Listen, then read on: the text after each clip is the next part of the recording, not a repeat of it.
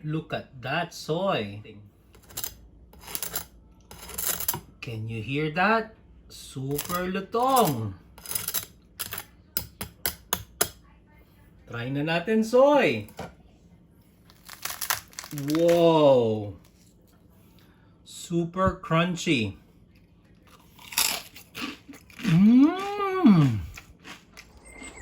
Hello soy! Welcome back! Nakita mo yon soy? Hindi ka ba natakam doon? Try mo na! This is a very easy recipe that I made for you guys. I hope you will enjoy it. Let's go!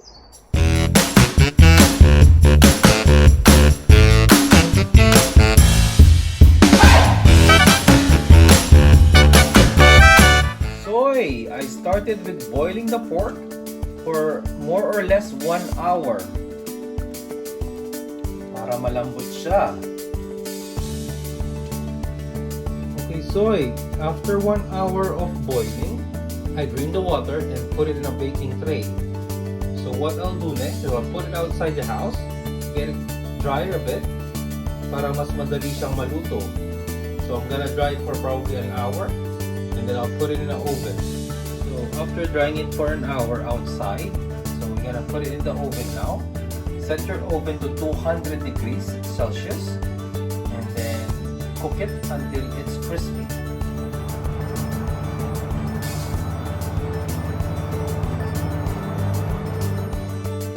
Okay, soy, this is roughly after 1 hour of cooking inside the oven on 200 degrees Celsius.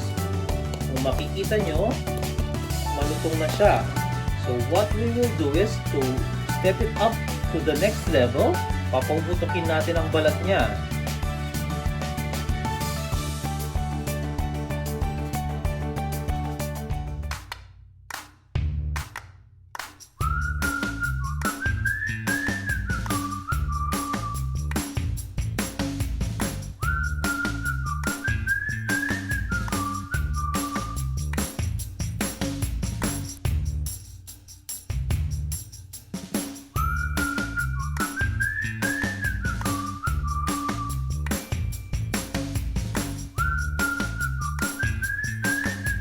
So we need to rest it for about 10 minutes and then we will try it.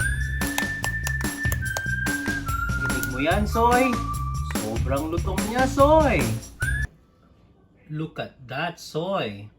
This is after 10 minutes of resting. Can you hear that? Super lutong.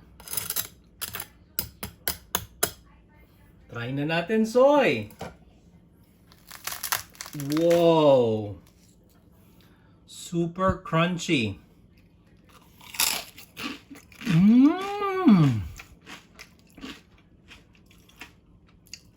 Chicharon na chicharon, soy! Try natin ngayon yung karne niya. Look at that. Crunchy outside, but moist inside.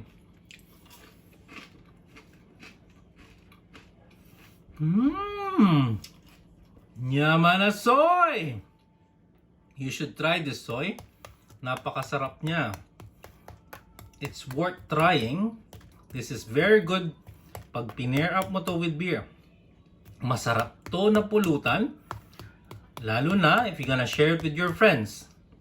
Try it and then let your friends taste it. Manyaman niya, soy!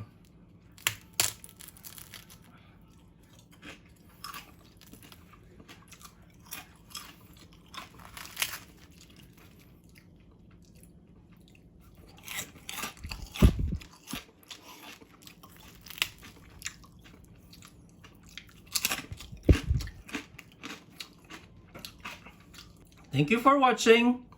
Come back and please share it. Please like and comment. I want to hear from you. Bye-bye. Until next time.